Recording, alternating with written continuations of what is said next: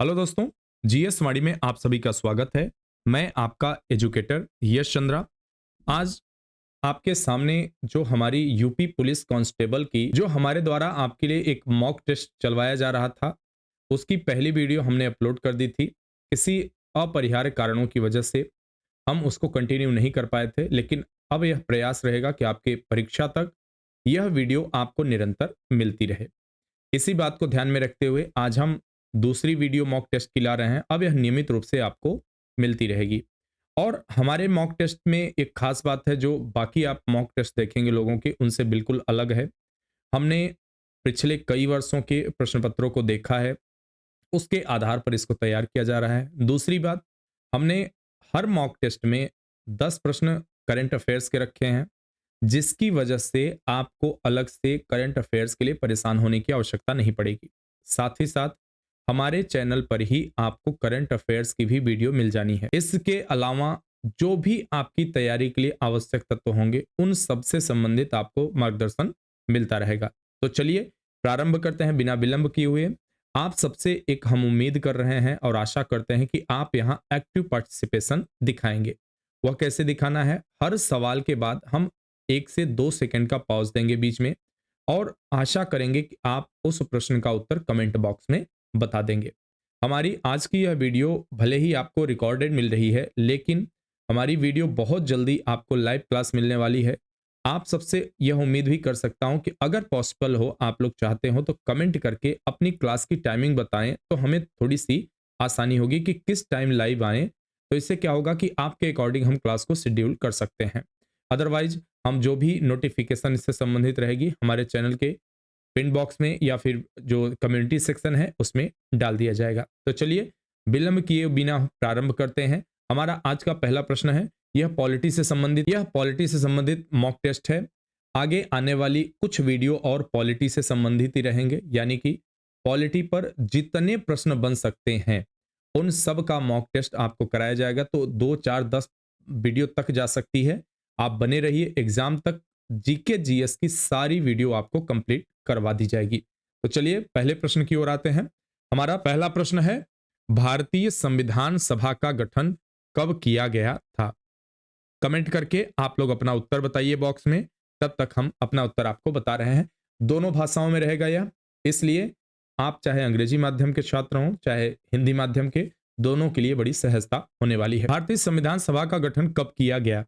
When was the Indian constituent assembly constituted?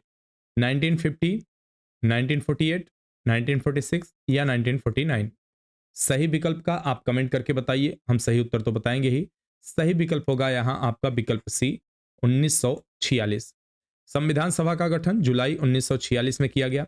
Cabinet mission का जो सदस्य था, यह ब्रिटिश सरकार के द्वारा मिशन भेजा गया था। इसके सदस्य के रूप में स्टेफर्ड क्रिप्स था, पैथिक लॉरेंस और एबी अलेक्जेंडर था। Constituent assembly was formed in July 1946 AD. Member of cabinet mission were Stafford Cripps और पेंथिक लॉरेंस और एबी अलेक्जेंडर था।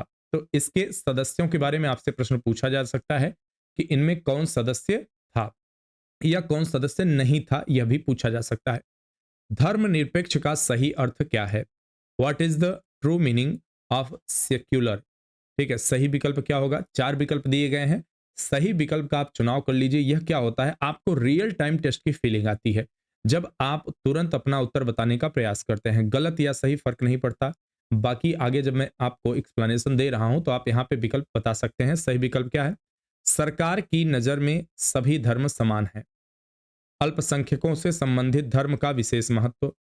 सरकार द्वारा एक धर्म को बढ़ावा दिया जाता है। निम्नलिखित में से कोई नहीं। तो यहां कह रहे हैं कि धर्मनिरपेक्ष का सही अर्थ क्या होगा? तो यहां होना चाहिए सही विकल्प, इसका होगा विकल्प ए, सरकार की नजर में सभी धर्म समान हैं। All religion are equal in the eye of the government. होता क्या है कि सरकार के द्वारा किसी भी धर्म विशेष का पालन नहीं किया जाता। हमारे यहाँ और विदेशों में, दोनों में सेक्युलर का जो अर्थ है वह बिल्कुल अलग है। हमारे यहाँ धर्म जो है उससे राज्य तटस्थता बना के नहीं रहता। ऐसी परिस्थिति अगर आती है जबकि दो धर्मों के बीच, दो समुदायों के बीच सौहार्द और समानता बनाए रखने का प्रयास किया जाता है, तो वैसी परिस्थिति में सरकार के द्वारा आवश्यक हस्तक्षेप किया जाता है। धर्मनिरपेक्ष शब्द का अर्थ है धर्म से अलग होना या कोई धार्मिक आधार नहीं होना। The word secular means detachment from religion और हैविंग नो रिलीजियस बेसिस। भारतीय संविधान में सामाजिक समानता का क्या अर्थ है? What is mean by social equality in the Indian constitution? सही विकल्प का आप चुनाव करके बताएं, उसके बाद मैं आपको बता रहा हूं। अवसरों की कमी, समानता का अभाव, समाज के लिए सभी वर्गों के लिए समान अवसर, निम्नलिखित में से कोई नहीं। सही विकल्प का आप चयन करिए, उसके बाद व्याख्या तो मैं बता ही रहा हूं। सही विकल्प यहां पे क्या होगा? समाज के सभी वर्गों के लिए समान अवसर, इक्वल अपॉर्चुनिटी फॉर ऑल। सामाजिक समानता इसे बिना किसी भेदभाव के सभी वर्गों के लिए समान अधिकारों और विकास के अवसरों के रूप में संदर्भित किया जाता है, जैसे नागरिक अधिकार, बोलने की स्वतंत्रता, संपत्ति के अधिकार और सामाजिक वस्तुओं और सेवाओं तक समान अभिगम। Social equality, it is referred to as equal rights and opportunities for development for all sections of the people without any discrimination, such as civil rights, freedom of speech, prosperity right, property right, and equal access to social goods and services. यहाँ पर जो इसका explanation दिया जा रहा है, आपको उस एक्सप्लेनेशन पर भी विशेष ध्यान देना है। क्यों? क्योंकि प्रश्न को किसी भी प्रकार से अगर घुमा के बनाया जाता है, यदि आप हमारे चैनल के ऑडियंस हैं तो निस्संदेह आपके कोई भी प्रश्न गलत होने की संभावना नहीं रहेगी। प्रस्तावना को भारतीय संविधान की मूल आत्मा किसने कहा है? पंडित जवाहरलाल नेहरू, डॉक्टर भीमराव अंबेडकर, पंडित ठाकुर दास भार्गव या अर्नेस्ट बारकर? सही विकल्प का आप चुनाव करिए, कमेंट बॉक्स में बताइए। और उसके अलावा सही विकल्प तो हम बताएंगे ही। यहां पर इस प्रश्न का सही विकल्प होगा पंडित ठाकुर दास भार्गव। कमेंट करके बताइए। डॉक्टर भीमराव अंबेडकर ने, मैं आपको बता दे रहा हूं, उसे उपचारात्मक, संविधान के उपचारात्मक शाखा भी कहा जाता है। मैं केवल हिंट दे रहा हूं, मैं बता दूंगा तो आपका उत्तर क्या रहा। तो उससे उपचारात्मक शब्द उससे जुड़ा हुआ है। कौन से अनुच्छेद को या संविधान के किस भाग को डॉक्टर भीमराव अंबेडकर संविधान की आत्मा मानते हैं? पंडित जवाहरलाल नेहरू किसे संविधान की आत्मा मानते हैं? तो इनको, इनके हिसाब से प्रस्तावना है पंडित जवाहरलाल नेहरू के, सॉरी, डॉक्टर भीमराव अंबेडकर के अनुसार क्या होगा? कमेंट करके आप बताएं। भारतीय संविधान की प्रस्तावना के पंडित ठाकुरदास भार्गव ने संविधान की आत्मा कहा है। The preamble of the Indian constitution was called the soul of the constitution by Pandit Thakurdas Bhargava. भारतीय संविधान की प्रस्तावना की भाषा को किस देश से लिया गया है? From which country has the preamble language of the Indian constitution been taken? कहां से लिया गया? अमेरिका से, कनाडा से, ऑस्ट्रेलिया से या फिर आयरलैंड से? सही विकल्प कमेंट करके आप बताइए, बाकी हम तो बता ही रहे हैं। आप तक पहुंच चुका हूं, उम्मीद है कि आपने सही उत्तर अपना चुन लिया होगा। सही उत्तर होगा इसमें, हमारे प्रस्तावना की भाषा कहां से ली गई है? कनाडा से लिया गया है। प्रस्तावना कहां से लिया, अगर पूछे तो अमेरिका से लिया गया है, लेकिन भाषा की बात करें तो ऑस्ट्रेलिया से लिया गया है। इस प्रश्न में थोड़ी सी टेक्निकलिटी है, जिससे कभी कभी क्या होता है कि हमारे प्रतियोगी एक क्वेश्चन गलत कर जाते हैं और उसका उन्हें एग्जाम के बाहर होकर खामियाजा भुगतना पड़ता है। प्रस्तावना की भाषा, समवर्ती सूची का प्रावधान, केंद्र एवं राज्यों के बीच संबंध और शक्तियों का विभाजन, ये सभी जो विषय हैं ये ऑस्ट्रेलिया से लिए गए हैं। Language of preamble, provision of current concurrent list, relationship between centre and state and division of power, ये सारी चीजें कहां से ली गई हैं? ऑस्ट्रेलिया से ली गई हैं। हालांकि इससे रिलेटेड अभी हमारी कई सारी वीडियोज आने वाली हैं, तो आप इस बात में बिल्कुल बेफिक्र रहिए कि यह हमारी आखिरी वीडियो होगी पॉलिटी की, या फिर इसमें बहुत कुछ नहीं बताया जा रहा है। हमारी ये पहली वीडियो है पॉलिटी की।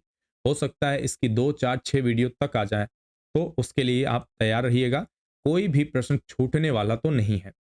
भारतीय संविधान की प्रस्तावना को अपनाया गया था। The preamble of Indian constitution was adopted 26 जनवरी 1950, 26 नवंबर 1949, 15 अगस्त 1947 या फिर 9 दिसंबर 1946 को। सही विकल्प आप अब तक हो सकता है आप में से कई लोगों ने चुन लिया हो। आशा करता हूं आपने सही विकल्प चुना होगा। सही विकल्प हमारा होगा विकल्प बी, 26 नवंबर 1949 को। भारत की संविधान सभा द्वारा 26 नवंबर 1949 को अपनाया गया था और 26 जनवरी 1950 को लागू हुआ था। It was adopted by the Constituent Assembly of India on 26 November of 1949 and came into force on 26 जनवरी 1950। आपसे अगर एक सवाल पूछे कि 26 जनवरी को ही क्यों चुना गया था, तो इसका मुख्य वजह है 26 जनवरी को ही रावी नदी के तट पे 1930 में पंडित जवाहरलाल नेहरू के द्वारा कांग्रेस की वहां अधिवेशन हुआ था, उसकी अध्यक्षता इन्होंने किया था पंडित जवाहरलाल नेहरू ने, और वहां पहली बार पूर्ण स्वराज का संकल्प लिया गया था। इसलिए उसी दिन को लागू करने का प्रस्ताव रखा गया। 1983 में केंद्र सरकार द्वारा संघ राज्य संबंधों पर निम्नलिखित में से कौन सा आयोग नियुक्त किया गया था? Which of the following commission on union state relations was appointed by the central government in 1983? Sarkaria आयोग, दत्त आयोग, शीतलवाड़ आयोग, राजमन्नार आयोग। सही विकल्प यहाँ क्या होगा कमेंट करके आप लोग बताइए। सही विकल्प होगा सरकारिया आयोग। अभी हाल फिलहाल में आप लोगों ने देखा होगा जो राज्यपाल और मुख्यमंत्रियों के बीच तमाम राज्यों में विवाद चल रहा था, उसमें सरकारिया आयोग चर्चा में आ गया था। तो ना केवल आप यूपी पुलिस की बात करिए, यूपी पीसीएस की भी अगर आप परीक्षा दे रहे हैं या एएसआई की भी परीक्षा देने जाएंगे या फिर आप आरओ एआरओ का भी पेपर देने जा रहे हैं, तो इस प्रकार के प्रश्नों का भेंट होना तय है। ठीक है, यह मान के चलिए केंद्र राज्य संबंधों पर जब भी कोई विवाद खड़ा होता है उसमें सुप्रीम कोर्ट की इन्वेंशन होता है, उस पर अगर उसकी दखलंदाजी होती है तो निस्संदेह वह प्रश्न बनना तय होता है। चलिए अगला प्रश्न है, सरकारिया आयोग की स्थापना 1983 में भारत की केंद्र सरकार द्वारा विभिन्न विभागों पर केंद्र राज्य संबंधों की जांच करने के लिए की गई थी। न्यायमूर्ति रणजीत सिंह सरकारिया आयोग के अध्यक्ष थे। भारत के सर्वोच्च न्यायालय के सेवानिवृत्त न्यायाधीश थे। सामान्यतया जब इस प्रकार के संबंधों पर, केंद्र राज्य संबंधों पर या इससे संबंधित कोई भी आयोग बनाया जाता है तो ऐसा उम्मीद किया जाता है कि अगर सुप्रीम कोर्ट के किसी जज को नियुक्त किया जाए तो उनके द्वारा दी गई रिपोर्ट या उनके द्वारा किसी प्रकार की जांच निष्पक्ष होगी और उसमें उनके एक्सपर्टीज काफी काम की होगी। The Sarkaria commission was set up in 1983 by the central government of India to examine the center-state relation over various departments. Justice Ranjit Singh Sarkaria was a retired judge of Supreme Court of India. संविधान में कितने भाग, कितने अनुच्छेद और कितनी अनुसूचियां हैं? How many parts, how many articles and how many schedule are there in Constitution? यह प्रश्न एवरग्रीन है। अगर मैं इसे ट्रिपल स्टार दे दूं, जिस प्रश्न को यहाँ ट्रिपल स्टार दे दूं आप लोग उस पर विशेष ध्यान दिया करें। यह ट्रिपल स्टार इसलिए, आप कोई भी वनडे एग्जाम देख लीजिए, चाहे यूपीएसएससी की बात करें, चाहे आप आरओ में तो फिलहाल ऐसे प्रश्न नहीं आएंगे, लेकिन आप चाहे यूपीएसएससी की बात करें या कोई और वनडे एग्जाम दे रहे हैं तो इस प्रकार के प्रश्नों से भेंट होना मान के चलिए तय ही है। सही विकल्प क्या होगा? 10 भाग 390 अनुच्छेद 11 अनुसूचियां, 8 भाग 360 अनुच्छेद 14 अनुसूचियां, 22 भाग 395 अनुच्छेद 12 अनुसूचियां, 10 parts 390 articles 11 schedule, 8 part 360 article 14 schedule, 22 parts 395 article 12 schedules, 23 parts 370 articles and 15 schedules. सही विकल्प यहाँ क्या होगा? आपने हो सकता है अपना सही विकल्प चुन लिया हो, सही विकल्प होगा यहाँ पे सी, 22 भाग 395 अनुच्छेद और 12 अनुसूचियां। व्याख्या देखते हैं। संविधान को जब 26 नवंबर 1949 को संविधान सभा द्वारा पारित किया गया तब इसमें कुल 22 भाग 395 अनुच्छेद 8 अनुसूचियां थी। वर्तमान समय में 22 भाग 395 अनुच्छेद एवं 12 अनुसूचियां। When the Constitution was passed by the Constituent Assembly on November 26, 1949, it had a total number of 22 parts, 395 articles and 8 schedules. The Constitution has 22 parts, 395 articles and 12 schedules. राष्ट्रगान को कब अपनाया गया था? When was the national anthem adopted? इसको 3 star दे सकते हैं आप, क्योंकि यूपी वगैरह इन सब परीक्षाओं में जो आपके यूपीएसआई तक की परीक्षाओं में इस प्रकार के प्रश्न पूछे जा रहे हैं। ठीक है, तो क्या है? 26 नवंबर 1949, 22 जुलाई 1947, 24 जनवरी 1950, 26 नवंबर 1949। सही विकल्प का आप यहाँ चयन करिए। आशा करता हूं अब तक कर लिए होंगे आप। सही विकल्प होगा 24 जनवरी 1950। राष्ट्रगान राष्ट्रगीत दोनों अडॉप्ट किए गए थे। और आगे इसकी व्याख्या हम देख लेते हैं। 27 दिसंबर को पहली बार भारत का राष्ट्रगान जनगण मन, कभी कभी केवल बोल पूछ लेते हैं, राष्ट्रगीत और राष्ट्रगान में बहुत लोग कंफ्यूज हो जाते हैं, इसलिए इस प्रश्न का उत्तर आप ध्यान रखिए। जनगण मन यह हमारा राष्ट्रगान है। ठीक है। हालांकि इसे 24 जनवरी 1950 को राष्ट्रगान के रूप में अपनाया गया था।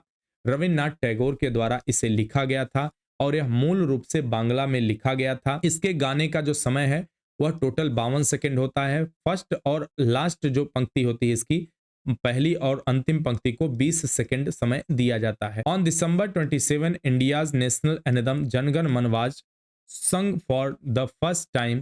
However, it was adopted as a national anthem on 24th January 1950. Bharat के प्रथम राष्ट्रपति कौन थे? Who was the first president of India? बहुत बेसिक क्वेश्चन है, पूछा जा सकता है, नहीं कहेंगे नहीं पूछा जाएगा, लेकिन इसे हम यूं ही पढ़ सकते हैं। पंडित जवाहरलाल नेहरू, डॉक्टर राजेंद्र प्रसाद, वल्लभ भाई पटेल, जनजीवन राम। ठीक है, जगजीवन राम यहां होना चाहिए, जगजीवन राम। तो सही विकल्प यहां पे क्या होगा? आप सभी जानते होंगे, डॉक्टर राजेंद्र प्रसाद। डॉक्टर राजेंद्र प्रसाद भारत के पहले राष्ट्रपति थे। राजेंद्र प्रसाद भारत के पहले राष्ट्रपति, 2 कार्यकालों के लिए पद संभालने वाले एकमात्र व्यक्ति हैं। Doctor Rajendra Prasad was the first president of India, is the only person to hold office for 2 terms. Vande Mataram को राष्ट्रगीत कब स्वीकार किया गया था? When was Vande Mataram adopted as a national song? 26 January 1949, 24 January 1950, 26 January 1950, 26 नवंबर 1949 को कब किया गया? सही विकल्प हमारे पास क्या है? 24 जनवरी 1950। स्वतंत्रता प्राप्ति के बाद डॉक्टर राजेंद्र प्रसाद ने संविधान सभा में 24 जनवरी 1950 को वंदे मातरम को राष्ट्रीय गीत के रूप में अपनाने संबंधी वक्तव्य पढ़ा, जिसे स्वीकार कर लिया गया। After independence, Dr. Rajendra Prasad read a statement in the Constituent Assembly on 24 January 1952, adopt Bande Mataram as the national song, which was accepted. ध्यान रखिए, यह वंदे मातरम राष्ट्र गीत है, राष्ट्रगान नहीं है। इसकी नियुक्ति भारत के राष्ट्रपति द्वारा नहीं की जाती है। Who is not appointed by the President of India? यह प्रश्न आप इसे ट्रिपल स्टार दे सकते हैं, इसलिए कि ऐसे प्रश्न घुमा फिरा के आपसे जरूर पूछे जाएंगे। यहाँ पर गवर्नर पहला विकल्प है, राज्यपाल दूसरा उच्च न्यायालय के न्यायाधीश, तीसरा महाधिवक्ता और चौथा महान्यायवादी। सही विकल्प यहाँ पे चुनना है, किनका नहीं की जाता। सही विकल्प सी यहाँ होगा, महाधि। भारतीय संविधान में अनुच्छेद 165 से 177 तक बताया गया है कि राज्यपाल के द्वारा महाधिवक्ता की नियुक्ति की जाती है। ठीक है।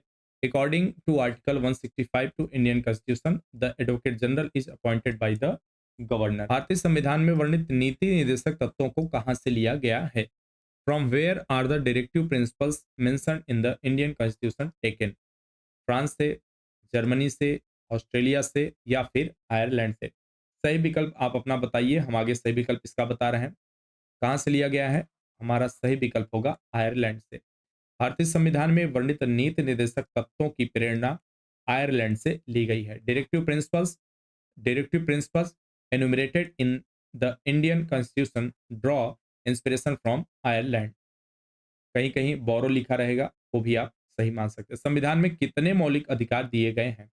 How many fundamental rights are given in the constitution? 7, 5, 6 या फिर 8?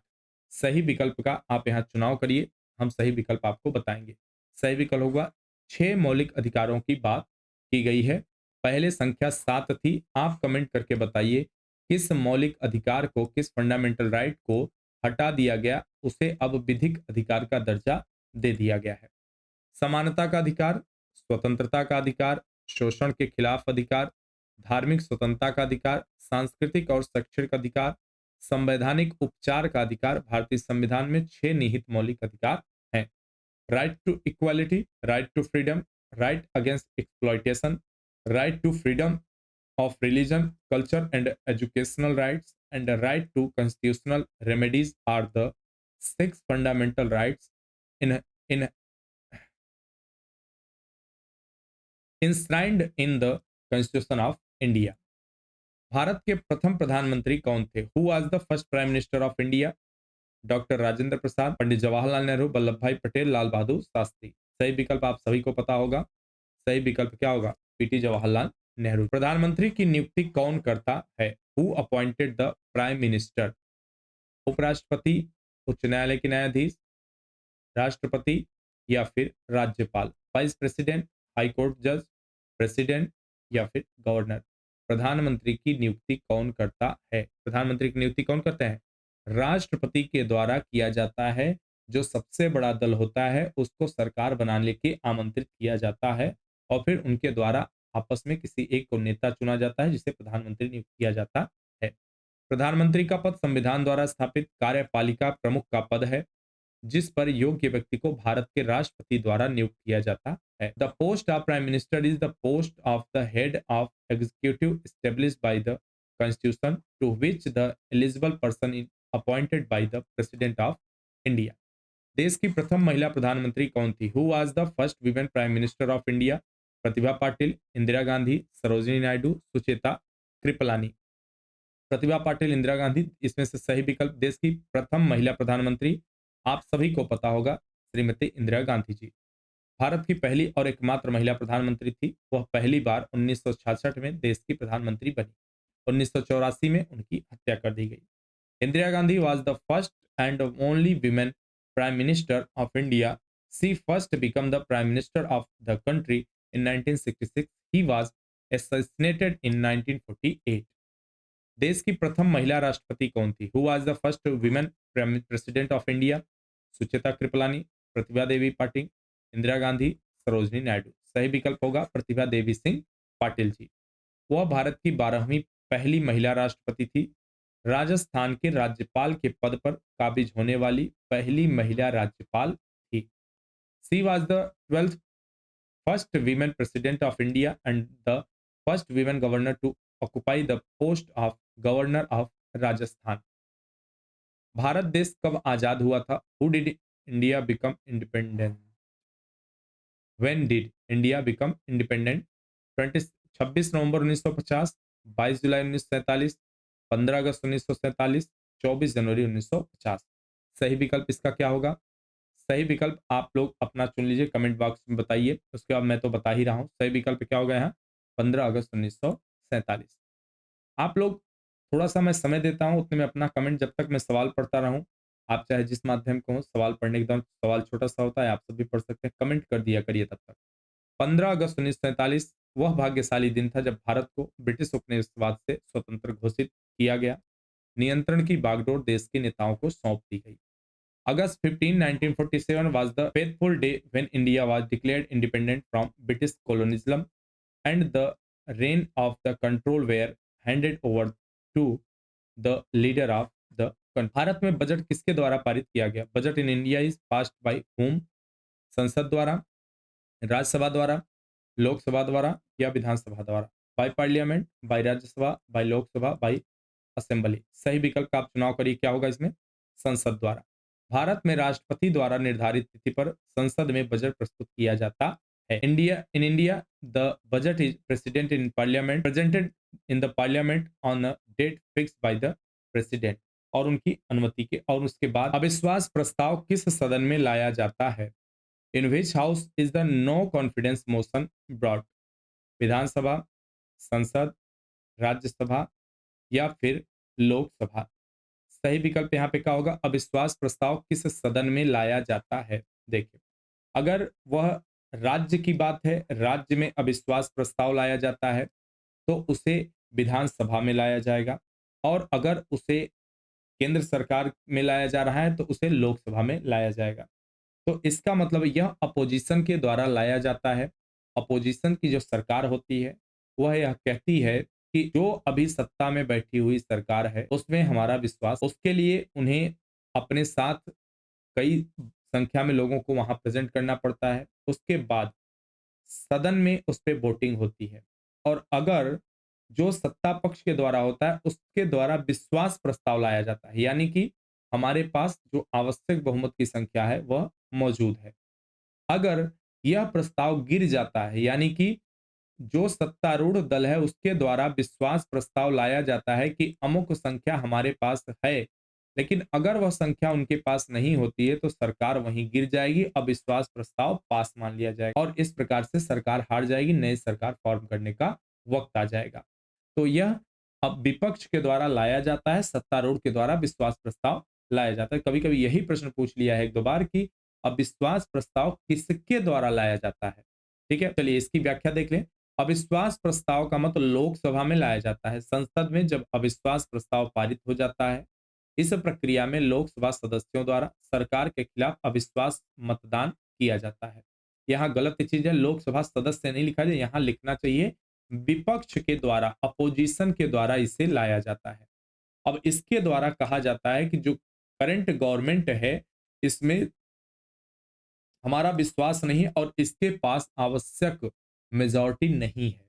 ठीक है, यह वहां बताया जाता है अपना विश्वास। एक तरह से यह क्या होता है, विपक्ष द्वारा सत्तारूढ़ दल पे, यानी कि जो लीडिंग इस समय जो करंट गवर्नमेंट होती है, रूलिंग गवर्नमेंट होती है, उसके ऊपर दबाव डालने का यह एक तरीका होता है। The vote of no confidence motion is brought the in the Lok Sabha. When a no confidence motion is passed, Parliament in the process no confidence vote in conducted against the government by the Lok Sabha. और जब विश्वास पारित हो जाता है तो सरकार गिरी हुई मानी जाती है। सरकार उस समय सरकार को उस समय अपना त्यागपत्र देना पड़ता है। भाषा के आधार पर पहला कौन सा राज्य गठित किया गया? Which state was formed on the basis of language? Jharkhand, Madhya Pradesh, Andhra Pradesh या फिर तमिलनाडु? सही विकल्प का आप चुनाव करिए। सही विकल्प यहाँ पे होगा आंध्र प्रदेश। भाषा के आधार पर पहले राज्य का गठन किया गया। 1 अक्टूबर 1953 को आंध्र प्रदेश भाषा के आधार पर गठित होने वाला भारत का पहला राज्य था। The 1 October 1953 Andhra Pradesh became the first state to be formed on basis of the language. संविधान का रक्षक किसे बनाया गया है? Who has been made the protector of the constitution? किसे बनाया गया है? विधान परिषद को, उच्चतम न्यायालय को, संसद को या फिर राज्यसभा को? इसका सही विकल्प क्या होगा, कमेंट करके आप लोग बताएं। सही विकल्प होगा उच्चतम न्यायालय को, सुप्रीम कोर्ट को रक्षक बनाया गया। अभिभावक कौन होता है? राष्ट्रपति होते हैं। संविधान में उल्लिखित नागरिकों के अधिकारों एवं स्वतंत्रता को भी सुनिश्चित करता है, अतः उच्चतम न्यायालय को संविधान के संरक्षक के रूप में जाना जाता है। कैसे? अगर आपके मौलिक अधिकारों का वायलेशन होता है या फिर जब आप लोअर कोर्ट, जब आप हाई कोर्ट, ठीक है, दोनों से आप हार जाते हैं, जब आप लोअर कोर्ट हाई कोर्ट दोनों से हार जाते हैं, तब जाके आप सुप्रीम कोर्ट जाते हैं और इसके ऊपर कोई अदालत नहीं है भारत में। अब ऐसी परिस्थिति में क्या होता है, अगर आपके, इसे क्यों कहा जाता है मौलिक अधिकारों का रक्षक या या जो है रक्षक कहा जाता है? इसलिए कहा जाता है, आपको भारतीय संविधान में आर्टिकल 32 और आर्टिकल 226 के तहत ये अधिकार प्राप्त है कि आप, अगर आपके मौलिक अधिकारों का उल्लंघन होता है तो आपको हाई कोर्ट या लोअर कोर्ट में जाने की आवश्यकता नहीं है। आप डायरेक्ट अनुच्छेद 32 के तहत सुप्रीम कोर्ट और अनुच्छेद 226 के तहत डायरेक्ट हाई कोर्ट जा सकते हैं। यानी कि अगर आपको बिना लोअर कोर्ट, बिना झंझट में फंसे हुए केवल सीधे हाई कोर्ट जाना है तो आर्टिकल 226 के तहत जा सकते हैं, और अगर आपको सीधे सुप्रीम कोर्ट जाना है तो आर्टिकल 32 के तहत आप सीधे सुप्रीम कोर्ट जा सकते हैं अपने मौलिक अधिकारों के उल्लंघन की बात को लेकर। It is also ensure the rights and freedom of citizens enshrined in the Constitution. Therefore, the Supreme Court is also known as the guardian of the Constitution. राष्ट्रगान को सबसे पहले कब और कहाँ गाया गया? When the where was the national anthem first sung? Lucknow अधिवेशन, कलकत्ता अधिवेशन, मद्रास अधिवेशन या फिर बॉम्बे अधिवेशन? सही विकल्प का आप चुनाव करिए। सही विकल्प यहाँ पे क्या होगा? मद्रास अधिवेशन। इसे पहली बार 27 दिसंबर 1911 को भारतीय राष्ट्रीय कांग्रेस के कलकत्ता सत्र में गाया गया था। It was the first song on 27 December 1911 at the Calcutta session of the Indian national Congress. हालांकि कहीं कहीं आपको मिलेगा, ये चीज पता नहीं मिल रहा है कि नहीं, यहाँ क्यों नहीं। इसे पहली बार 1911 में ब्रिटिश सम्राट जॉर्ज पंचम आया था और उसके स्वागत में इसे गाया गया था कलकत्ता में ही। वंदे मातरम कब और कहाँ गाया गया था? When the where was Vande Mataram संग। सही विकल्प का आप चुनाव करिए। 1895 पूना अधिवेशन, 1892 इलाहाबाद अधिवेशन, 1896 कलकत्ता अधिवेशन, 1898 मद्रास अधिवेशन। 1895 Poona session, 1892 Allahabad session, 1896 Calcutta session, 1898 Madras session. सही विकल्प का आप चुनाव करिए। सही विकल्प होगा 1892 इलाहाबाद अधिवेशन। वंदे मातरम पहली बार 1896 में भारतीय राष्ट्रीय कांग्रेस के अधिवेशन में गाया गया था। भारतीय राष्ट्रीय कांग्रेस का 1896 का अधिवेशन कलकत्ता में हुआ था। Vande Mataram was the first sung in 1896 the session of the Indian National Congress. The 1896 session of the Indian National Congress was held in Calcutta. आपको कमेंट करके बताना है जो यह कलकत्ता का अधिवेशन हुआ इसकी अध्यक्षता किसने की थी। ठीक है, कमेंट करके बताइए इसकी अध्यक्षता किसने की थी। राष्ट्रगान जनगण मन के रचयिता कौन है? Who is the author of the national anthem Janagana Mana? Bankim चंद्र चटर्जी, रविन्द्रनाथ टैगोर, बाल गंगाधर तिलक या सुरेंद्र नाथ बनर्जी? सही विकल्प का चुनाव करें, कमेंट करके बताइए। बाकी सही विकल्प तो हम बता ही रहे हैं। सही विकल्प यहाँ का होगा रविन्द्रनाथ टैगोर जी। टैगोर द्वारा मूल रूप से बांग्ला में रचित जनगण मन गीत को 24 जनवरी 1950 को भारत के राष्ट्रगान के रूप में संविधान सभा द्वारा इसे हिंदी संस्करण में अपनाया गया। हालांकि उन्होंने इसे बांग्ला में लिखा था। Song Janagana Mana originally composed in Bengali by Rabindranath Tagore was adopted the national anthem of India by the constituent assembly in its Hindi version on January 24, 1950। Rajya Sabha का सर्वप्रथम गठन किस वर्ष हुआ? In which year was the Rajya Sabha first constituted? 1952, 1953, 1954 या 1956 को? सही विकल्प का आप चुनाव करिए। सही विकल्प यहाँ आपका होगा 1952। राज्यसभा का गठन 3 अप्रैल 1952 को किया गया था। राज्यसभा की पहली बैठक 13 मई 1952 को आयोजित की गई। The Rajya Sabha was constituted on April 3rd, 1952. The first sitting of the Rajya Sabha was held on the May 13, 1952. राज्य निर्वाचन आयुक्त की नियुक्ति कौन करता है? Who appoint the state election commissioner? प्रधानमंत्री, राज्यपाल, राष्ट्रपति या फिर उपराष्ट्रपति? इसके उत्तर में आपको बहुत सारा वेरिएशन देखने को मिलेगा, लेकिन सही जो विकल्प आपको चुनना है वह राज्यपाल ही लगाना है। राज्यपाल के द्वारा चुना। जब इन्हें हटाने की बात आती है तब वहां पे राष्ट्रपति की भूमिका आती है। विधि के समक्ष समता का प्रावधान किस अनुच्छेद में मिलता है? In which article in provision of equality before the law found? Article 15, अनुच्छेद 15, अनुच्छेद 13, अनुच्छेद 12, अनुच्छेद 14। Article 15, article 13, article 12, article 14। भारतीय संविधान के भाग 3 में मौलिक अधिकारों के तहत अनुच्छेद 14 के अंतर्गत विधि के समक्ष समता एवं विधियों के समान संरक्षण का उपबंध किया गया। Article 14 of the fundamental rights in part 3 of the constitution of India provides for equality before law, equal protection of law. संघ का नाम और अधीनस्थ क्षेत्र का वर्णन किस अनुच्छेद में किया गया है? In which article the name of the union and the subordinate area is described? Article 2, article 1, article 7 या फिर आर्टिकल 5 में? किसमें बताया? सही विकल्प क्या होगा आपका? आर्टिकल 1 में। अनुच्छेद 1 से 4 तक राज्य को परिभाषित किया गया है। उसमें टोटल में यहाँ एक केवल दिया गया, 1 से 4 तक पूरा है। भारतीय संविधान के भाग 1 के सब क्लॉज 1 में कहा गया इंडिया जो कि भारत है राज्यों का एक संघ होगा। 13 दिसंबर 1946 को जवाहरलाल नेहरू ने इस संकल्प के माध्यम से संविधान सभा के लक्ष्यों और उद्देश्यों को पेश किया था। Article 1 of the Indian constitution says India that is Bharat shall be a union of state. On December 13, 1946 Jawaharlal Nehru introduced the aim and objective of the constituent assembly through this resolution. संवैधानिक संस्था कैग का उल्लेख किस अनुच्छेद में किया गया है? In which article is a constitutional body CAG mentioned? Article 147, article 140, article 142, article 148। Article 148 के अनुसार भारत का एक नियंत्रक एवं महालेखा परीक्षक होगा। यह भारत सरकार की रिपोर्ट राष्ट्रपति को और राज्य का रिपोर्ट राज्य के राज्यपाल को देता है। According to article 148, there shall be a controller and auditor general of India. It reports the government of India to the president and the state government report to the governor of the state. Bharat में नागरिकों के मौलिक अधिकारों में संशोधन कौन कर सकता है? In India who can amend the fundamental rights of citizens? Rajya Sabha, संसद, Lok Sabha, Vidhan Parishad.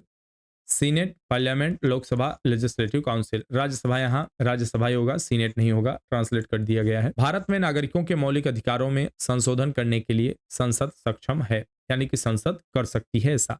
Parliament is competent to amend the fundamental right of citizen in India. कौन सा अनुच्छेद राज्यपाल को अध्यादेश जारी करने की शक्ति प्रदान करता है?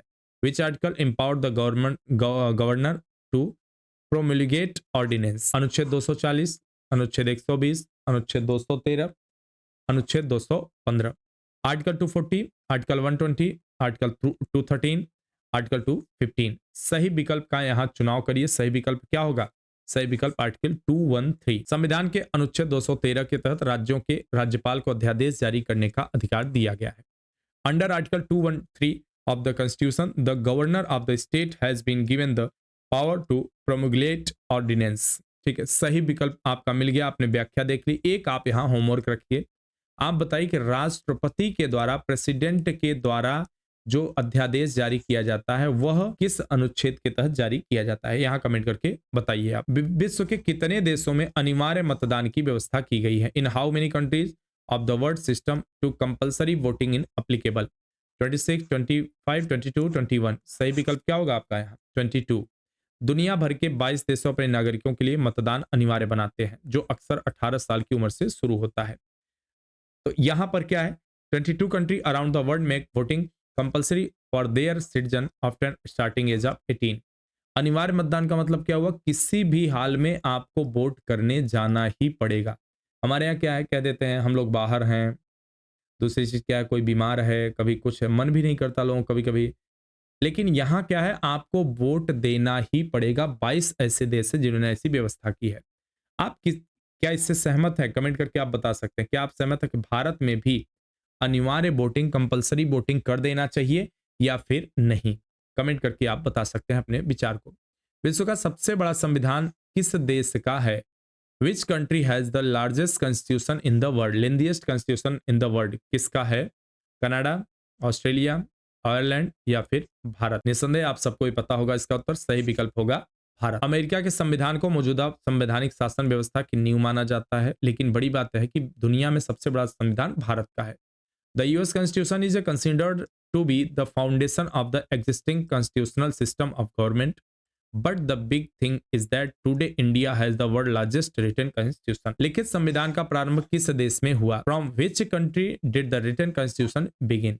ठीक है, यहां पर हमने अभी जो पीछे विकल्प देखा उसी से कुछ रिलेटेड है। अमेरिका, जर्मनी, ऑस्ट्रेलिया या फिर कनाडा? सही विकल्प आप चुन लीजिए। सही विकल्प आपका होगा अमेरिका। संयुक्त राज्य अमेरिका के संविधान को सबसे पुराना लिखित संविधान माना जाता है जो अभी भी लागू है। इसमें स्टार्टिंग में केवल 7 आर्टिकल थे, 7 अनुच्छेद। The United State constitution is considered to be the oldest written constitution which is still in force। Pakistan की स्थापना कब हुई थी? When was Pakistan created? 13 अगस्त 1948, 12 अगस्त 1946, 11 अगस्त 1947, 14 अगस्त 1947। आप कहेंगे पड़ोसी का क्यों पढ़ना, क्या मतलब है, कब आजाद हुआ? तो यह भी आपसे पूछा जा सकता है, कई बार परीक्षाओं में पूछा जा चुका है। तो 14 अगस्त 1947। आजाद तो हम दोनों साथ हुए थे, लेकिन इसे लगा कि नहीं, हम एक दिन पहले आजाद तुमसे हुए हैं, इसलिए हम एक दिन पहले मना लेंगे। 14 अगस्त 1947 में विभाजन के फलस्वरूप पाकिस्तान का जन्म हुआ। उस समय पाकिस्तान में वर्तमान पाकिस्तान, बांग्लादेश दोनों सम्मिलित थे। आपको एक चीज जानकारी होगी, नहीं होगी बता दे रहा हूं। मान लीजिए कि हमारा प्यारा भारत है और उस दौरान क्या होता था कि प्रयास करता हूं उस तरह से मैप थोड़ा सा क्रिएट करने की। अरे बाप रे, बहुत गंदा मैप बन गया। ठीक है, हालांकि पगड़ी बांधे हुए है इंडिया। ठीक है, कोई बात नहीं। तो उस दौरान जो आज का बांग्लादेश है, यहां भी पाकिस्तान था और यह जो हिस्सा था यह भी पाकिस्तान था। इसे वेस्ट पाकिस्तान कहा जाता था और इसे ईस्ट पाकिस्तान कहा जाता था। बाद में इंदिरा गांधी जी उस समय प्रधानमंत्री थी और उन्होंने इस देश को आज़ाद करा के बांग्लादेश का निर्माण करवा दिया। Pakistan was born as the result of the partition of India in August 1947. At that time, Pakistan consisted of both present day Pakistan and Bangladesh. Kashmir को भारत में कब विलय किया गया? When was Kashmir merged with India? 25 अक्टूबर 1947, 26 नवंबर 1949, 26 अक्टूबर 1947, 30 अगस्त 1947। सही विकल्प आपका क्या होगा? 26 अक्टूबर 1947 को जब पाकिस्तान के सैनिक कबाइलों के भेष में कश्मीर में घुसने लगे, हथियार लेके मार काट मचाने लगे, तब वहां के महाराजा हरि सिंह को समझ में आया कि अब हमारी मदद केवल एक देश कर सकता है और भारत। उसके बाद दौड़ के जाते हैं सरदार वल्लभ भाई पटेल जी के पास कि हम जो है एक्शन के लिए तैयार हैं।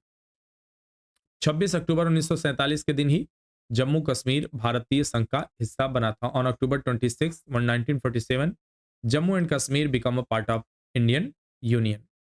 भारत का पहला गृह मंत्री कौन था? Who was the first home minister of India? Pandit Jawaharlal Nehru, Bal Gangadhar Tilak, doctor Rajendra Prasad या सरदार वल्लभ भाई पटेल? सही विकल्प का चुनाव करिए, कमेंट करिए, हम बताते हैं। सही विकल्प यहाँ पे होगा सरदार वल्लभ भाई पटेल। देश की स्वतंत्रता के पश्चात सरदार वल्लभ भाई पटेल उप प्रधानमंत्री के साथ प्रथम गृह, सूचना और रियासत विभाग के मंत्री भी थे। After the independence of the country, Sardar Patel was also the first Minister of Home, Information and State Department of along with the Deputy Prime Minister। NITI Aayog की स्थापना कब की गई थी? When was NITI Aayog established? तो सही विकल्प आपका यहाँ पे क्या होगा?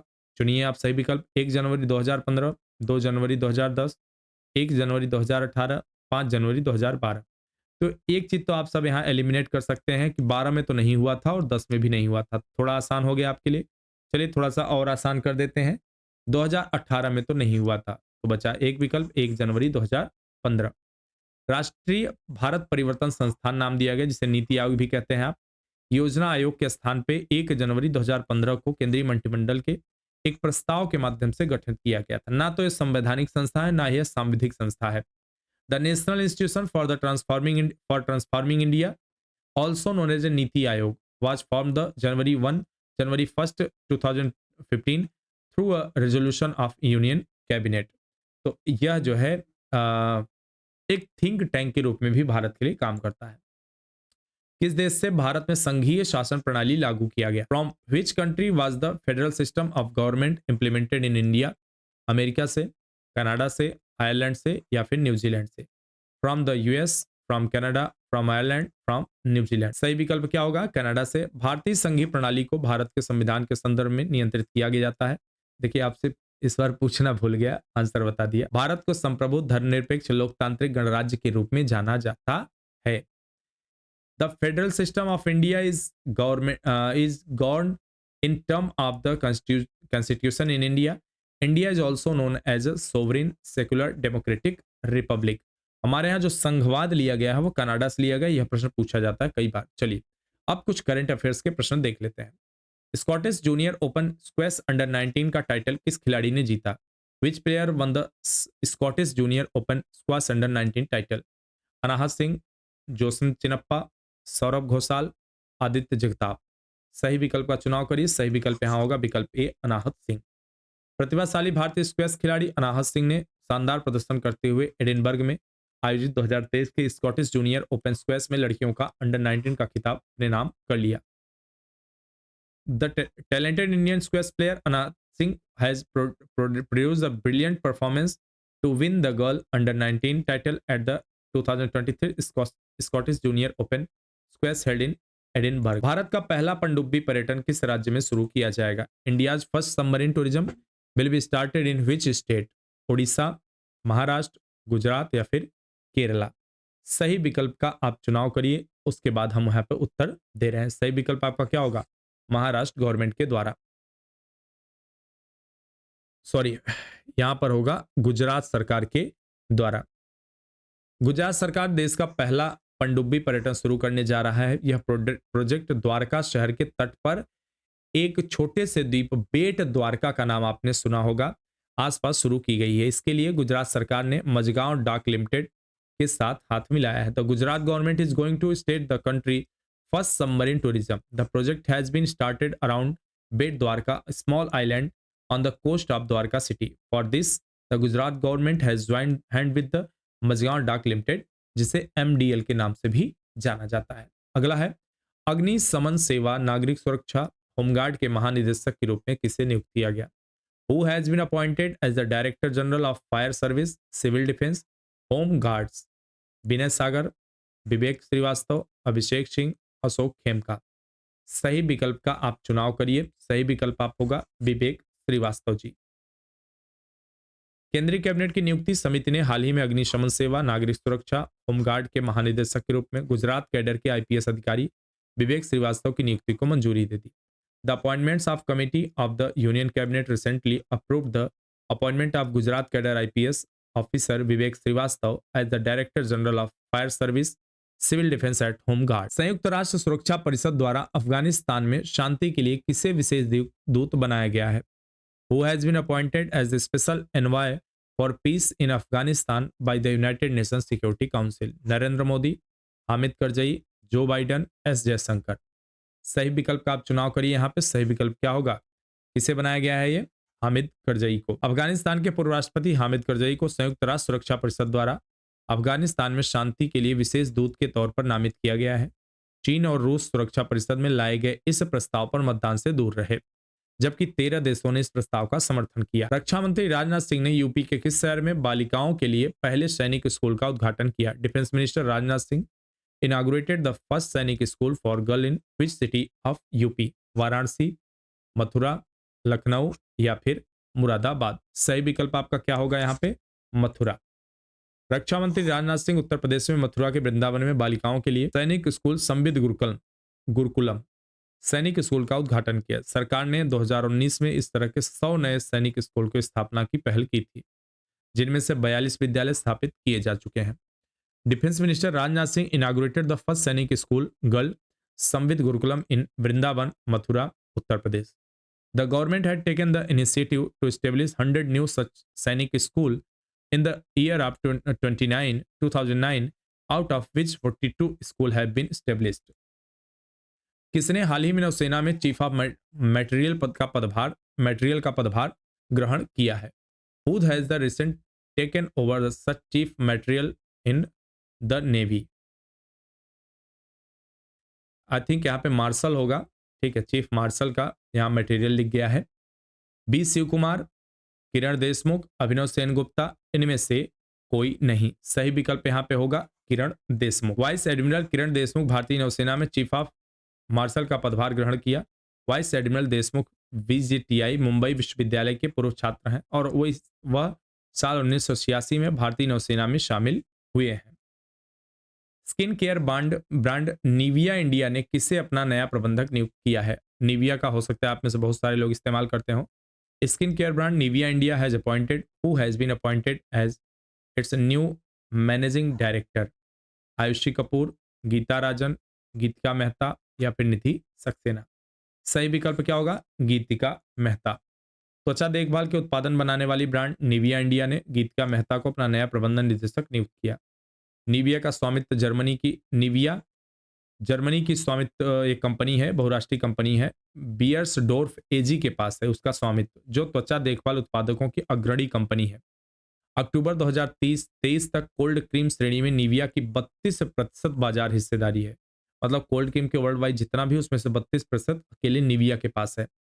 Nivea India is a skin care brand has appointed Geetika Mehta as its new managing director. Nivea is owned by German multinational company Beiersdorf AG in leading company in skin care products. As of October 2023, Nivea had a 32% market share in the cold cream category. Bharat के पहले AI city के रूप में किस शहर को विकसित किया जा रहा है? Which city is being developed as India's first AI city? Lucknow, Jaipur, Chennai या फिर कोलकाता? सही विकल्प क्या होगा यहाँ? लखनऊ। नवाबों का शहर के नाम से मशहूर शहर लखनऊ को भारत के पहले AI सिटी के रूप में विकसित किया जाएगा।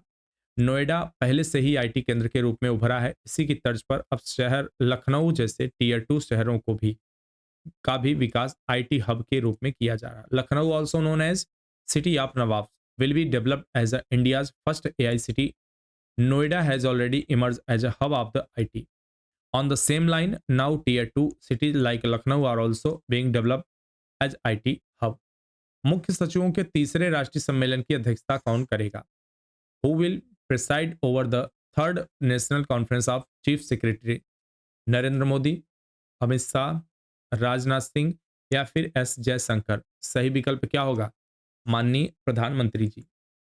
नरेंद्र मोदी जी 28 और 29 दिसंबर 2023 को दिल्ली के मुख्य सचिवों के तीसरे राष्ट्रीय सम्मेलन की अध्यक्षता करेंगे। मुख्य सचिवों का पहला सम्मेलन जून 2022 में धर्मशाला में और दूसरा जनवरी 2023 में दिल्ली में आयोजित किया गया। Prime minister Modi will chair the third National Conference of Chief Secretaries in Delhi 28 and 29 December 2023. The first conference of the Chief Secretaries was held at Dharamsala in June 2022 and the second in Delhi in January 2023. विश्व test championship में सर्वाधिक run बनाने वाले भारतीय बल्लेबाज कौन बने हैं? Who has become the highest run scorer in the World Test Championship? Rohit Sharma, KL Rahul, Virat Kohli या फिर अजीत रहाणे? सही विकल्प होगा यहाँ आपका विराट कोहली। भारत के दिग्गज बल्लेबाज भारतीय टीम के पूर्व कप्तान कोहली ने विश्व टेस्ट चैंपियनशिप में सर्वाधिक रन बनाने वाले भारतीय बल्लेबाज बन गए। दक्षिण अफ्रीका क्रिकेट टीम के खिलाफ जारी टेस्ट सीरीज के पहले मैच में यह नया कीर्तिमान अपने नाम किया। तो यहाँ पर हमने अपने 50 प्रश्नों का यह मॉक टेस्ट पूरा किया। आशा करता हूँ आप सबको पसंद आया होगा, आप सबके लिए लाभकारी सिद्ध होगा। मिलते हैं अपने अगले मॉक टेस्ट में, तब तक के लिए ढेर सारी शुभकामनाएं और धन्यवाद।